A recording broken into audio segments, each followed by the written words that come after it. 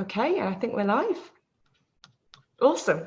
So welcome everyone to Speaker Insight, where we help speakers, authors and coaches build a business on your terms. And don't worry, I haven't transformed Helena into this gorgeous young man. We have a special guest with us today. Helena is going to be joining us maybe for some of the comments, but she's actually just about to be meeting with a client in an hour. So you've just got us today. So like we start every Speaker Insight Facebook Live, we like to know what the buzz in your business is. So throughout this Facebook Live, please put any comments about what's going on in your business. And the buzz in our business is we're just off for the back of our Speaker Insight retreat that we finished on Sunday. We're buzzing, the delegates are buzzing, we're getting pings every morning saying, I've just had this breakthrough, I've just done this. And I had one today from Bethan who had the line, and this is now my goal, right? Have it every time we run a retreat. I want to have the line that this retreat transformed my life, because we had it on the last one and we just had it on this one. And I know you're a man after my own heart, where you're one of the lines I think Daniel Priestley said about you is that marketing is an act of service. That's how you see marketing, right? That's how I see marketing, is that if we don't do marketing as speakers, authors and coaches, we're not serving, we're not doing justice for ourselves that we're working with. And that's exactly why we've brought you onto the live today to talk about this, because one, you are a living embodiment of our clients, right? You've got your book in pre-launch phase at the moment. You're a speaker. You've shared the stage with some of my idols like Gary Vee, and you've got people like Daniel Priestley reviewing your book. And some of the people, this is what loads of our viewers today are aspiring to be just like you. And the book that you're actually launching is a topic which they all need to really hone their skills on. And this was something that we really found as a common thread from the guys at the Speaker Insight Retreat, is that they knew they should be marketing, but they hadn't stepped into owning that marketing. They weren't really understanding the tactics and the how, but even before you got to the tactics and the how, it was like that they stepped into their own shoes and they needed to own their message, and then the way and the style that they were going to reach hundreds and thousands of people.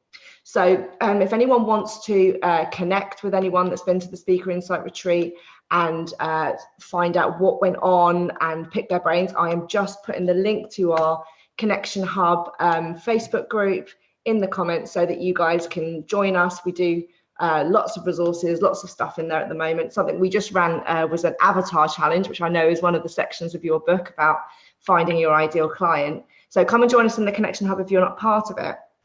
But for this session, we are going to pick your brains. So I know that I've said you're a speaker and you've got your book out there. Tell us a little bit more about your journey, about how you've come to be who you are. Yeah, sure. So first of all, thank you so much for having me here. No worries. And I'm born in London, and when I was 6 months old, my parents took me to Lagos, Nigeria. And I went to Nigeria because my dad had a timber company. So they were set up there, they were established there, and I was to grow up there. So I grew up there, I had primary education. I went to an American school, hence this very weird American twang. That explains it, huh? So when I came to the UK, I studied in secondary education. But the thing is, my mom always wanted to have our Indian heritage and culture engaged in my life. And so when we were in Lagos, we would visit regularly the Hindu temple there. And I once went to a festival. I remember this very clearly. I went to the festival, and in the corner, there's the bunch of musicians there playing devotional music. And one of the musicians was hitting on this drum. And I thought, what is that? And that looks so cool. And I guess my mom noticed my curiosity and continued to support that. And she sent me to learn this instrument called the tabla. Now, tabla is basically a 2-piece drum set. You play it with your fingers, as opposed to like bongos and congos, and which you play with your palms. So it's a lot more intricate. It's actually dubbed the most difficult percussion instrument in the world. So I grew up learning to play that, and as I continued my education here, I actually went to university and studied genetics for my 3-year degree. But before that, I really knew that I wanted to play music. I mean, that was something that I really loved. Because here I was in the West listening to pop and jazz and R&B and hip hop and understanding and getting absorbed in this kind of music. Yet at the same time, I was also absorbed in like the rhythm that Asian music has, the beat that comes from the drum. And so in my mind, I was like this concoction of like East and West and trying to create this fusion genre together. And I thought, well, you know what? I really want to make that music. So I started to look for musicians to play together. And as you may know, or you may have heard from other people, the music industry has this starving mentality, which is that if I'm not going to get paid, I'm not going to play. If I'm not going to get paid to play gigs, or if I'm not going to get paid to record an album, then I'm not going to play, because I need to earn money. Not because I don't want to, because I need to earn money. And so I've got to have a day job somewhere else. So I struggled a lot with like self-confidence, self-worth, not knowing how to get myself out there. And I then met this music marketing mentor. His name was Bob. I'm very grateful for what he said. He said, look, try this thing. And it really sounds simple right now, but he said, go to the venue and sell your music and tell them you want to have a gig there in like 3 months' time and book it up. And then go propose that to the musicians, and then they'll come and work with you. And it, of course, worked really well. And I thought, here I am selling an idea. And a lot of people do this these days, right? I mean, you have a course in mind and you go and pre-sell the course before the course is even made. But in the same way, I was selling myself to secure a gig for music that I'd not even made with musicians I'd not even experimented. It was crazy, but it worked really well. And as the journey continued, and as I continued to set off on that path of promoting my music and sharing my work, I realized that I had this skill of speaking very clearly about what I was good at. And that was the ability to create this music in ways that people hadn't thought about creating it in. And so I got myself playing on really big stages like the Royal Albert Hall with people like Jimmy Page from Led Zeppelin and all sorts of other people. But and it was incredible. It was really great fun. I was playing with orchestras and I was mixing this Eastern music with West and all that kind of stuff. And people were asking me, and as many coaches probably know, is one of the reasons they get into coaching is because they find that a lot of people are tapping into what they have that is useful, like questions that they have that from experiences of their life. Nobody wants to just become a life coach because it's great. They want to get into life coaching typically because they've had some level of experience or process or personal dialogue in their life that has made them question something. And then they realize that they have the ability to ask those right questions to other people. So in the same way, people started asking me, how do you get these gigs? How do you promote this music? How did I build like the #1 biggest MySpace platform for a tabla player at that time? And this is in 2002, 2003. So I started to work with my friends and show them these things. And one thing snowballed into the other. And I looked into the idea of creating ebooks. So I wrote all my ideas into an ebook, 49 ways to promote your music online, 49 pages. And I gave that out. And this started the journey. I didn't know at that point, but this started the journey of my online business. And within 5 months, I had 5 different ebooks. How to triple your gigs in 30 days, how to be financially independent as a musician, how to sell your records out, all selling to musicians in forums and in groups and people recommending it. And very quickly, I had a list of 10,000 musicians within that period. And so, I come from an Indian background, and what that really says is that, and most Indian families are really quite encouraging of their kids to become, to have stable careers, like be a doctor, be an accountant, be a lawyer, be a pharmacist, etc. And I had a little bit of that, but I also had, so from my dad, but from my mom, I also had this, do whatever the hell you want to do and we'll support you. So I had this double conflicting advice, but in reality, they were both happy to support me. They just wanted me to have a stable career and income because, like my grandparents had worked huge and hard work to get from India to Kenya. My parents were born in Kenya. They worked incredibly hard to get to the UK. And so of course, what's ingrained in their being is what they want to put into me. But I went to do this degree in genetics. I never became a scientist in any way, shape or form. I finished the degree and then immediately realized very soon after that this music business is where my passion is at. I'm making more money here. It's more engaging, more rewarding. I don't have to wait 2 hours for a bus maybe, because one day I had this experience when the bus didn't show up and it was snowing and it was really cold and I hate the cold. I don't want any of that kind of stuff.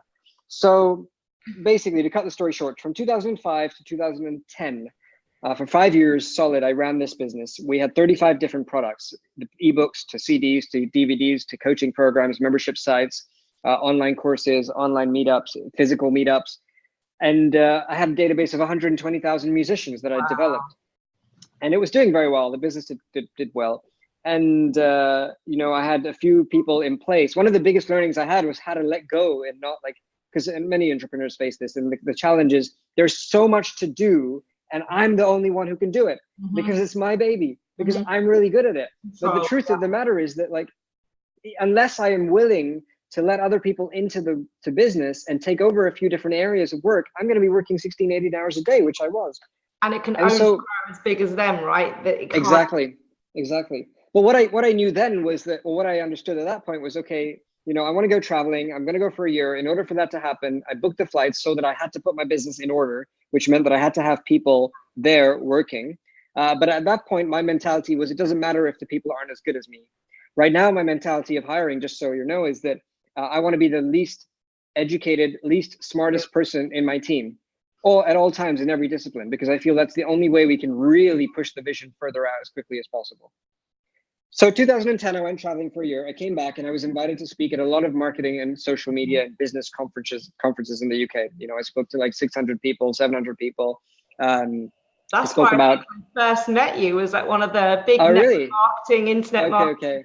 Yeah. So I would speak about like ebook marketing. I would speak about membership sites. I would speak about, you know, my journey and how I was doing this in a niche industry, which was the key thing at that time. How was I taking, you know, an idea that's not mainstream and building out a really successful business? And obviously, again, everything up till now has been a snowball. So like at that time, people asked, okay, why don't you come into our business and do some consulting? And I would do a 6-month job there and consult them, and then 6 months here, and, you know, and have a different clientele in all kinds of industry, and coach them on how to take their expertise, what they're doing, and build it online. And so I worked with at least 20 different clients, and I realized, you know, I have a lot of different experience, and I'll reflect on it now with these 20 industries plus my own music industry. The process is quite similar in every single one of them across the board. So I fell into running workshops. And just like you guys have the retreat, I would do a 2-day workshop. We called it the 48-hour internet startup. And 20 people would show up in a room, and I would teach them exactly the process at that time, and with the tools available, to take their knowledge and their understanding, package it into something to sell, build the infrastructure and sales funnel, and have it live. And so people would come, and within 48 hours, they would have it live, and they're doing the technical work there and then. And I traveled from London to New York to Sydney. I did it for 3 years. I did 3 events in each place. And in Sydney specifically, I went 7 times actually in 3 years just to run these workshops. And it was really great fun. And of course, it was really great money. But the thing that I found was that I wasn't really compelled by the money, because I had the music business still doing well. But also, I was more interested in people getting results. And people would sit for the workshop and they would love it for those 2 days. And it was very technical heavy and it was really engaging. But when you look back on and review and call them back in 6 months' time, which we did, the effect was very minimal.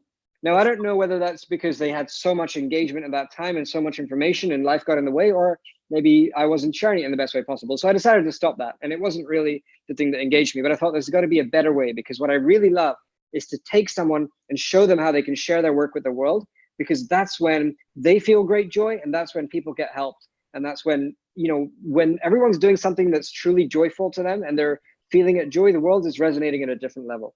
So I created Automated Business System in 2013. An Automated Business System is a 12-month program where we help people go through a very disciplined and finely organized process where we look at strategy, we do implementation, and then we do marketing coaching. So anybody that's an expert, a coach, consultant, speaker, trainer that we've met in the last 4 years that we've worked with, and we've worked with 150 people through this process so far.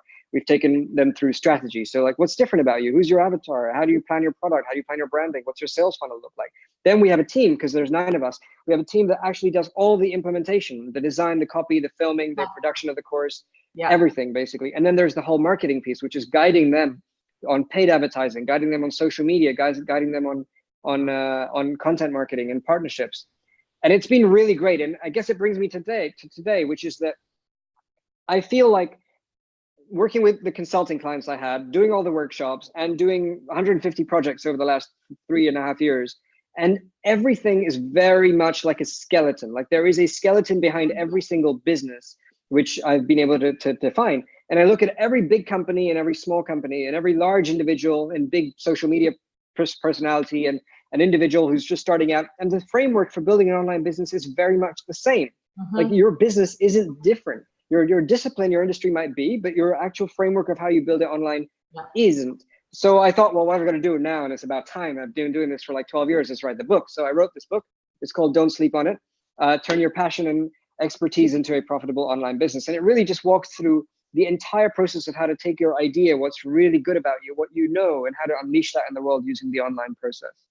Perfect. I am slightly feeling for the viewers of the Facebook Live, because I don't know if I've ever met anyone that speaks quicker than me. So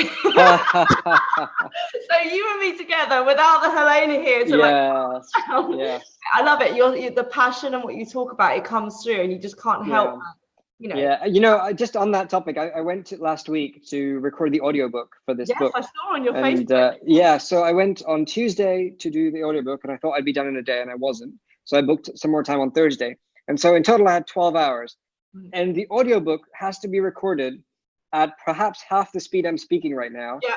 And consistently throughout for the entire 150 pages. That was really difficult. Like, just to be able to speak, don't sleep on it. Turn your passion and just consistently at the same time. Yeah. And it was very interesting, great experience. I had to stop a lot of times and redo it, but very, very good fun.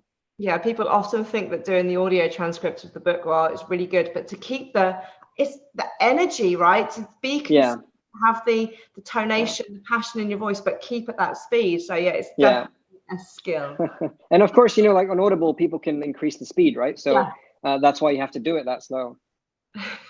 We will post the link. I've just had a thing about post the link of the book so they can check it out. We'll definitely put in the post and the link. So just hold on for a second, guys. Something I want to pick up on what you mentioned there, and also your great story. I think a lot of people who are, especially early on in their journey as being a speaker, author, or coach, they really struggle with this word of being an expert. And I know this is something that you talk about in your book, but tell me a little bit about what advice you would get if people aren't feeling, I haven't sold that many people, I haven't got a database of that size, I haven't played at this opera house or whatever it might be. What is the thing that actually helps people claim their expertise? What advice would you give them? The very first thing is that you have to have gone through some level of study or understanding or experience in your life. Some people will work in a career for 10 years and then call themselves an expert because they've worked for 10 years in that career. Somebody might just have had a near-death experience and now has incredible learning because of it. Or somebody might have a business they've run and now they're able to coach somebody else on that process. Somebody might have had experience of some really bad cold calling, either being on the receiving end or having practiced on the other end. Yeah. And the point is that the way I describe it is there's this expertise ladder, and the expertise ladder is basically has multiple rungs. Now, let's say you're somebody who wants to learn how to trade the stocks, and you haven't ever traded the stocks. Do you prefer to go to somebody who's earning £5,000 a month, or do you prefer to go to somebody who's doing £1 million a month? Now, both, of course, are attractive and both should be the answer. But from a relatability perspective, from a realistic perspective, the person who's doing £5,000 a month is your first hurdle and therefore the best person to go to. Yeah. And so in the same way, there are people at every level of that ladder who are able to train in the stock market. And so whatever discipline of work that you might be doing as somebody who feels like you're questioning whether you're an expert or not, realize that you have something already so powerful that somebody below that process or wants to learn how to overcome or wants to remedy their pain or solve a challenge is going to be willing to receive that information from you and receive it happily. And you're going to be confident to help them. So the key is that to be an expert doesn't mean you have to serve everybody. Yeah. It means you have to be able to be very clear about who that portion is that you can truly help and then go find that group. Because your job, like, I don't feel like I'm an expert in producing £100 million business at all. And so I would never proclaim to be an expert in that space, but I am confident enough to show somebody how to get to a certain point. And therefore I feel like that's my space to currently play in. So it's relative, right? And so you just have to be that few steps ahead. And because you are only that few steps ahead, it makes it more achievable for those people to think, well, I can do that. That stretch is just about, outside of my comfort zone, but not something that is just inconceivable. Yeah, exactly. And Todd Henry writes a great book called Die Empty. And in there, he says, expertise doesn't come with a certificate. And the key is that we go through our lives, however many years we have had, picking up so many different experiences. We know things that we know things so easily, so effortlessly. What we find ordinary, somebody else finds extraordinary. What we find is average, somebody finds amazing. And we have to be able to tap into what those things are. So that's one area and one way of claiming that expertise. The other thing is that how much does, and this is fresh in my mind because I just talked about it on a live, but how much is what you're doing really, like, how much are you really caught up in that idea? So how much has that idea caught your attention? So if you're trying to coach somebody and coaching is your thing and you're trying to do some business coaching and you're not sure whether you're qualified enough to do that, I would ask you, how much of an inspiration is it to you? How excited are you about that idea? How much energy do you have in it? Because Jeff Bezos of Amazon says, you don't find your passions find you. Yeah. So how much of it has really caught you? And if it has caught you, if that curiosity is burning inside you, then you can feed that every single day by learning some more, studying some more, growing some more. And every single one of us has to do this. Like, I read every single day because I don't feel like I'm at that point where I'm like, I've hit the ceiling. I don't think anyone should ever get to that point, but I don't feel like I'm there yet. And the key is that my expertise today is going to be much less compared to my expertise tomorrow. Yeah. And we really have to go with that scale. And that's really important, right? That whole doing what you love, but feeling aligned and passionate about what you do, because whether you are getting paid to do your job, your coaching, your speaking, you'd probably be reading blogs about it. You'll probably be attending seminars about it because you're passionate and you're interested about it anyway. And then the expertise comes on your spin, your personal experience, your insights that you've got, which you can then put across in your style that's going to meet your. So the bit that then, and this is some of the feedback that we got when people first started the retreat this weekend, is how can they feel that aligned, that passionate about marketing, right? Because they get what they do, but then they feel that they have to put themselves in a box and like do social media or do whatever it is. So, and I think, well, what do you find are the main reasons that people struggle with marketing? So there's two questions there I picked up. The first is, why do people struggle with marketing? Although that was the second. The first is, why are we not passionately sharing our work effectively? Yeah. So we struggle with marketing because there is a lack of clarity in what we're doing.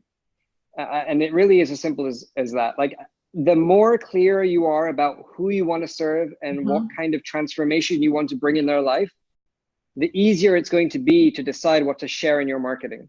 100%. So if you're struggling on, okay, I don't know what to write on my blogs because I'm running out of idea. I don't know what to be answering in my videos because, I'm not sure if Facebook Live is the right thing. I'm not sure if Instagram, all those kind of questions, whether they're platform related or content related, are driven by a lack of clarity and therefore some confusion and chaos in your mind about who you want to serve and what you want to bring about.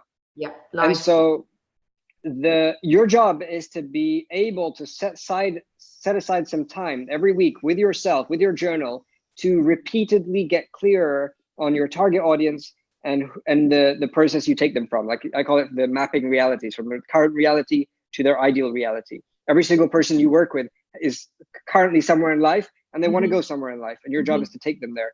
And so can you get extremely clear on those two things? Because chaos and confusion are going to create a lack of clarity, and the lack of clarity is going to create a huge, messy amount of execution that probably doesn't happen, which is why we struggle with marketing. Yeah. That's the first thing. The second thing is, what drives you to get clearer in your business? What drives you to be consistent in your marketing? Because the only way to get success is to have passion and consistency. Passion and consistency. Right?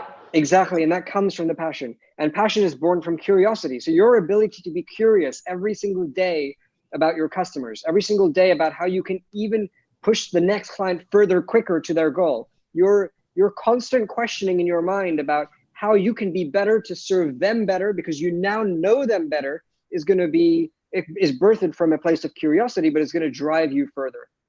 So definitely passion is most important, most recognized, most required. But the thing is, if you're not passionate about your marketing, it usually is because there's some element of lack of clarity, haziness, and therefore lack of passion involved in what you're doing.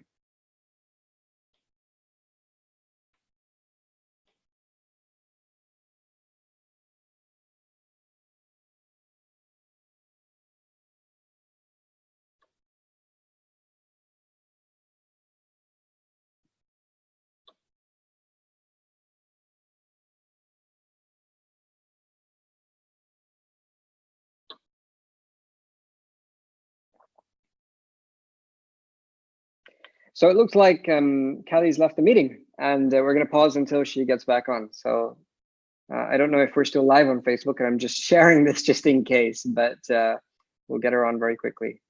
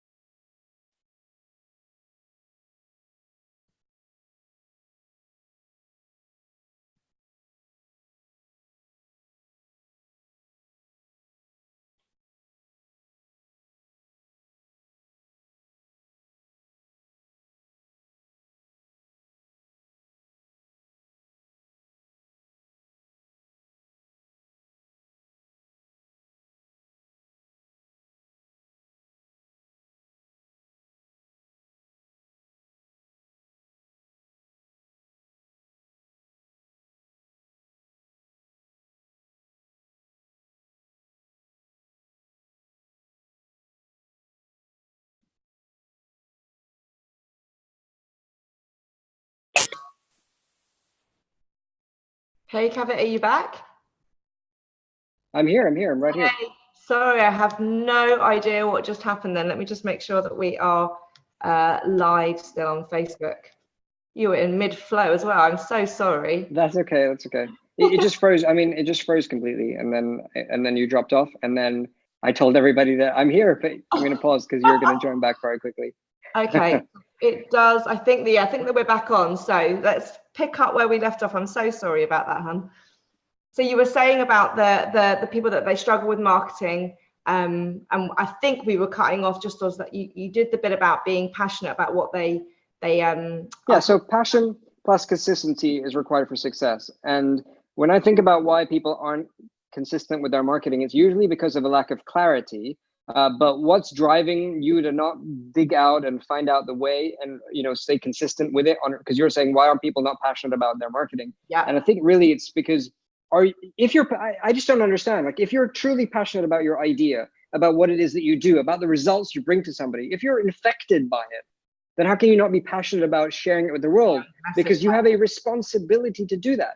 Like, the moment you are passionate about your work, you have a deep responsibility to share it with the world, because you're doing something that most people in the world are not. You're living at an energy level where you're so energetic about something that people aren't willing to do for most of their lives. So you have a responsibility to be that leader. Yeah. I also say in the book that sitting whatever it takes, right? Exactly. Whatever it takes. Exactly. And I say in the book that sitting on the sidelines and not contributing to the world, which is essentially what you do if you're not passionate and not consistent with your marketing. If you're not passionate, if you're not consistent with your marketing, sitting on the sidelines and not contributing to the world is robbing the world of the contribution you can make. Yeah, I get that. So it's that whole, they will get over themselves, and it's about sharing the message authentically. I think that's one of the things that people see what's going on, and email nurture campaigns and funnels and social media, and they compare and they think they have to do it like everybody else. And I think that's where the disconnect happens, because if you know your stuff inside out and you're really passionate about what you talk about, all you just need to do is to show up as you, and the right people will be attracted to you. Yes, you need to have the systems in place to capture people and have them in that funnel so you can nurture them, but you don't need to be somebody that you're not. Do you agree? Oh, absolutely. And the biggest challenge, and there's 2 points there you made again, so I'm going to bring out both, but one is that we plan, as people starting out, we plan our tacticals before we plan our strategics. So we look at, oh, do I need to be doing this campaign or that campaign? Do I need to be on this Instagram or that Facebook? Do I need to be having 7 emails or 10 emails in my campaign? Like, none of that actually matters at this point. What really matters is the first part, which is, who do you want to serve? Where do you want to go? What kind of results do you want to produce? What's the vision you want to create? Now, all of those details and tacticals are in the book. Yeah. But the reason I'm saying that they're less important is because if you truly are driven to create the transformation you want, then you won't question as much whether those things are required. You'll realize that you have to do them because it's part of your calling to do the work that you're doing.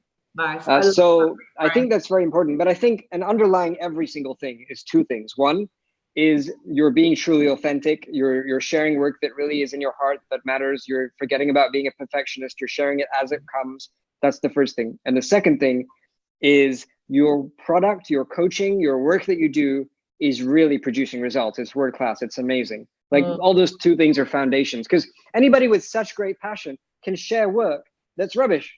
Like, it's, like, that's why I say in the music industry, that's why some of the best music goes unheard of in our lifetime, and some of the worst music is at the top of the charts. Yeah. And it's because we've put all that energy and passion into marketing it without creating the best product. So that's why, like, right at the bottom, foundation, very important. Got to be very authentic. Got to produce amazing quality work. Nice. I love the reframe that you've given on it. I'm sure that will really help people make it land for them. And the other thing, which I know your book focuses quite a lot on, is outcomes. So when people are actually saying, okay, well, now I've got my head around it, trading time for money to do marketing or whatever, give me your spin, because you've got quite an interesting way of looking at outcomes, right? Yeah, I didn't realize it was that interesting, but I just thought I'd frame it in a way that's worked for me. And that is basically that, and this is the exercise, like every workshop I've ever run, every consulting client I've ever taken on, this exercise I'm about to explain right now is the most important exercise in your business. And it's called mapping realities.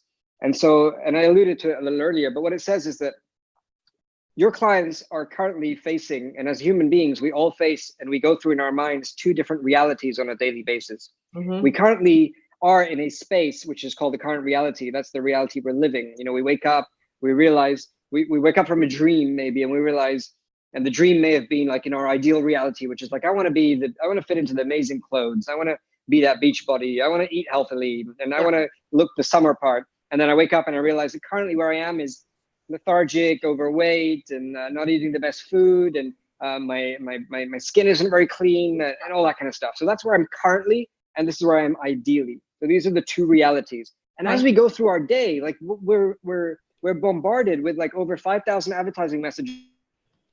We meet so many people. We live our lives on smartphones.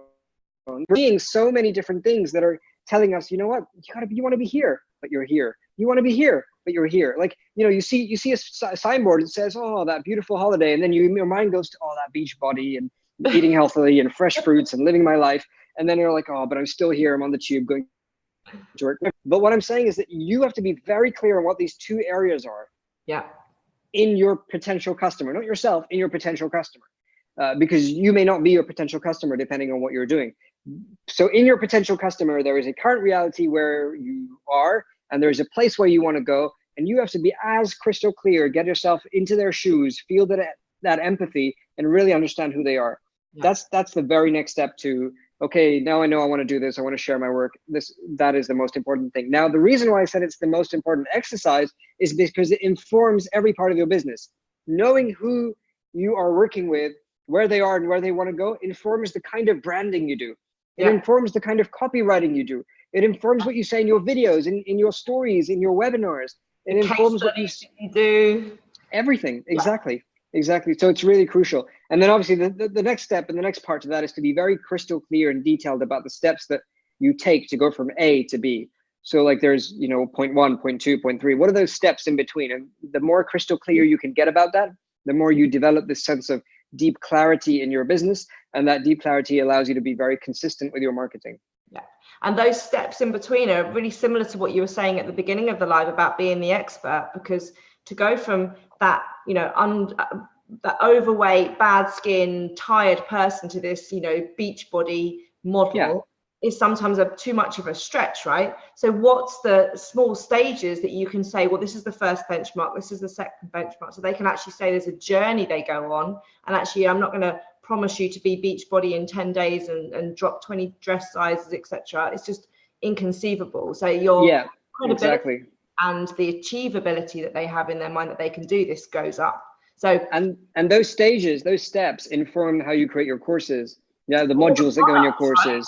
Right? Yeah, exactly. Everything. The way you consult one-to-one, like it's following those steps. So for me, like the business is about simplicity. The more I can simplify my business, the more I can have a freer life.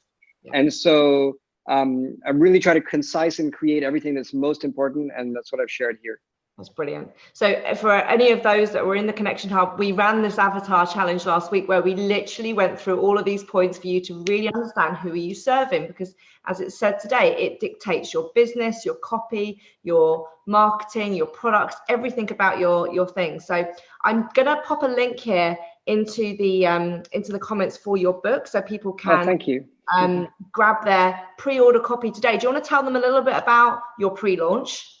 Yeah, sure. I mean, for me, it's not really about sales. It's not about rankings. What it really is about is, can I share this with as many people that really, truly need to just like take that extra nudge, just like nudge them and guide them in like saying, you know what, don't sleep on it is basically a call to unleash what you know. You have some incredible work that you can bring to the world, and every day that goes by that you don't do something is truly a day wasted.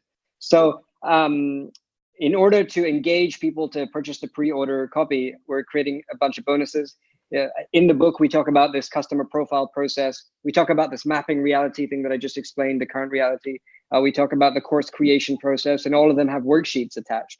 So what we're doing is for anyone that gets the pre-order, the worksheets that we use in our consulting process, we're giving them that as well. We're also giving them an entire video training on Facebook advertising and an entire video training on email subject lines, and real lead magnet examples that our clients, who pay us 5 figures to build their entire business, the ones that we built for them that work, we've got those real lead magnet examples inside. So this entire bundle. So essentially, one, you go to amazon.co.uk and you buy your paperback or your Kindle. Of course, if you're not in the UK, you can buy it from everywhere else, but I'm assuming that most people are. So you can buy your book from there. It will land on the doorstep or your device next Tuesday, because that's when the publishing date is, June 26th. And as soon as you get the pre-order, so today, you can go to our website, which is don'tsleeponitbook.com, and follow the steps there, and you can claim the bonuses. So it'll ask you for your name, email, and the receipt number, and you can claim your bonuses. So we taught that methodology in our How to Have a Best-Selling Book process. So you are a living example, pre-launching, adding bonuses, getting people to pre-order and also go live and buy the book on the day on the 26th as well, so that you can hit those Amazon 100 number one bestseller slot, right? And so we really exactly. We can encourage you to do that. And of course, we're here on Facebook, so people can find me on Facebook and Instagram and anywhere else they want to see my stuff. And you're in the Connection Hub as well. But we really encourage people to, once they've bought the book, is to also give you a review, because that is so important for authors, right? So that you can get those testimonials, those reviews, and those insights and the impact that your book is making. Exactly. Just write an authentic review. That's all that I ask. Would anyone do anything else after this live? We know we've gone over slightly because of the tech problem, so we really appreciate you hanging on and for your time today. I'm sure I can see all the comments coming through about how this has been great information, and the people here are asking about the templates and how they get the book. So check out the link, guys. Connect with us afterwards. If you're watching this on the catch up, then please do continue to ask any questions in the comments and directly with us.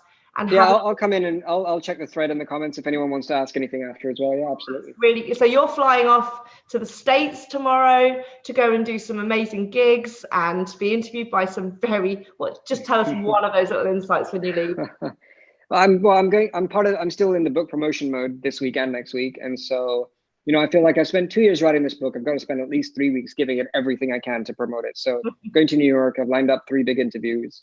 One of them is with Jay Shetty to 30 million people on Thursday at 5 p.m. UK time. So feel free to tune in on his fan page. That's awesome. We will do. We wish you all the best with the launch. Thank you. Thank you so much for your insights and your time today. Thank you for having me. This was no worries. Safe travels. See you later. See you, everyone. Have a great week.